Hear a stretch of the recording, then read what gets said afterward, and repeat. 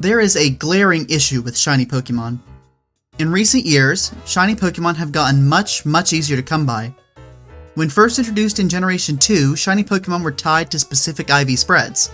There were a total of 8 spreads out of 65,536 that would guarantee your Pokemon was shiny, so any random Pokemon you encountered had a 1 in 8,192 chance of being shiny.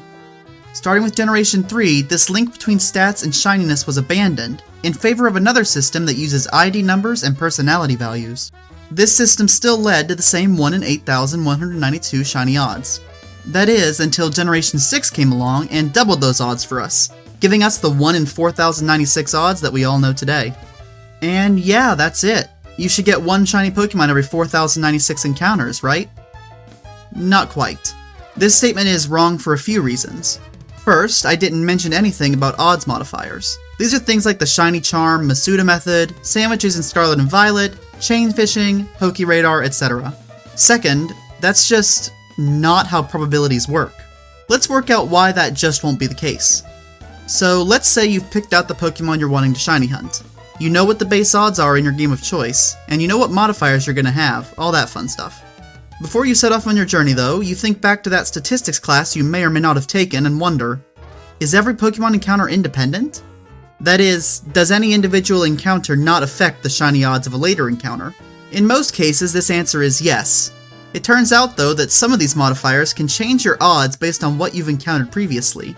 Anything relying on a chain, such as chain fishing and the Pokeradar, or even catch combos, causes encounters to be dependent on one another. For today's video, I'm going to ignore these. Because we're now only focusing on independent encounters, we know the probability of each encounter to be shiny will always be the same. Each Pokemon encounter is now what you would call a Bernoulli trial. There are fixed probabilities of getting a shiny versus not, and those are the only two possible outcomes. But when you're shiny hunting, you usually don't just want to consider each individual encounter, you want to know your odds of getting a shiny as a whole. Consider an example of a coin.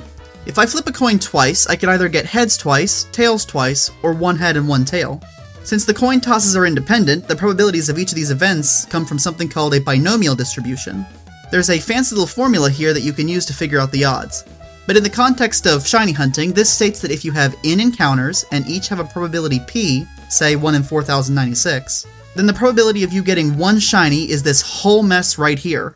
Before you click off the video though, there is an easier way to calculate this stuff. So if you go to Google and you type in a binomial calculator in the search bar, you will see this first link pop up, and it's purple on my screen because I've already clicked it. So once you click on this little pop-up box will come up, and in here you can type in your number of encounters, how many shinies you want, and the probability of each shiny. So for this video I'm going to use 1 in 4,096 as base odds, so that's roughly 0.000244. And then for example, number of trials, that's how many Pokemon you want to encounter, so let's just say 1,000 for now. And the number of successes, we just want one shiny Pokemon. So if you type all of that in and hit the calculate button, then you'll see here that it spits out some probabilities. This first probability is the probability that you get exactly one shiny in 1,000 trials given the base odds. So 20% chance there. But actually what's probably more interesting and more of note for shiny hunters is not just the odds of getting exactly one, because you could get 2 or more as well. So you'll actually want to look down here at the bottom at the cumulative probability.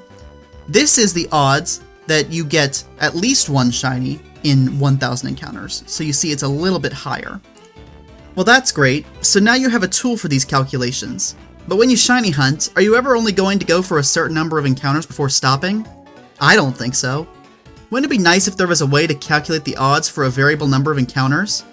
Oh wait, there is. Meet the geometric distribution, the true holy grail of shiny hunting. Most shiny hunters rely on the binomial distribution for their calculations, but this one is much more useful.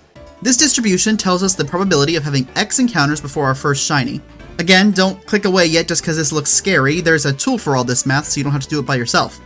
If we just go onto Google again and search geometric calculator, I'll do geometric distribution calculator in this case, that way we're a bit more specific.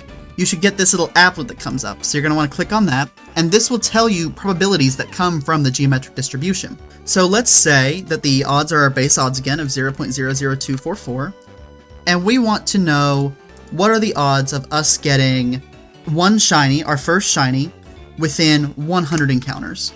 And so that's what this distribution will give you. It will tell you the odds of such an occurrence. And in this case, we see that that's 2.4%, so not too bad after 100 Pokemon. Now hang on there, I can hear you typing that comment. I thought you said this distribution didn't need to know the exact number of encounters. I may have stretched the truth a little bit, but what I said isn't entirely wrong, and to explain why, I need to talk a bit about averages. Each of these probability distributions I've mentioned have an average. That is, if you were to repeat the experiment a lot of times, you would expect the typical outcome to be around some known number. For the binomial distribution, this average is n times p, where n is the number of encounters and p is the base odds. For the geometric distribution, the average is 1 over p. Notice that the average of the geometric distribution does not depend on the number of encounters you've had. It just tells you how many encounters to expect before you get your first shiny. But this is where the problem with shiny hunting lies. The average is not a guarantee. Most new shiny hunters do not have experience with this more technical side of things, and often only get into it because they've seen other shiny hunters doing it. When you watch shiny hunters, you'll often hear them use the words over odds. But what exactly do they mean? What they mean is that they have performed more encounters than the number in the denominator of the base odds. But looking back at the geometric distribution, do you notice anything? The average is 1 over p. The base odds are p. If we take p as a fraction with 1 in the numerator, that means 1 over p gives us that denominator. So when shiny hunters say they're above odds, what they really mean is that their number of encounters has exceeded the mean of the geometric distribution. But why is this the problem with shiny hunting? Well, it isn't. At least, not quite. Going through rigorously like this shows that over odds is a totally valid thing to say. But to an average viewer watching, they're going to only see the odds as taking the denominator of the base odds fraction, and then conclude that the basis for that is that they should get 1 every 4,096, or whatever base odds they have. This leads newer shiny hunters to get discouraged, primarily because of something called the gambler's fallacy. The gambler's fallacy is the false belief that just because something hasn't paid out in a while, that means it's due. In the context of shiny hunting, this means you get frustrated with the game because you haven't gotten a shiny yet, despite being thousands of encounters over odds. The thing to keep in mind is that the game is not rigged against you, and you don't just suck at shiny hunting. In fact, the odds of going above odds for 1 in 4,096 base odds is around 36.5%, roughly 1 in every 3 hunts. Everything is associated with a probability, and even if going super far over odds isn't extremely likely, it's still something that happens to us all from time to time. The problem with shiny Pokemon is intrinsic to the nature of probability, but you can overcome it. Just remind yourself that each encounter is independent, and it doesn't matter if you're on 10 encounters or 10,000.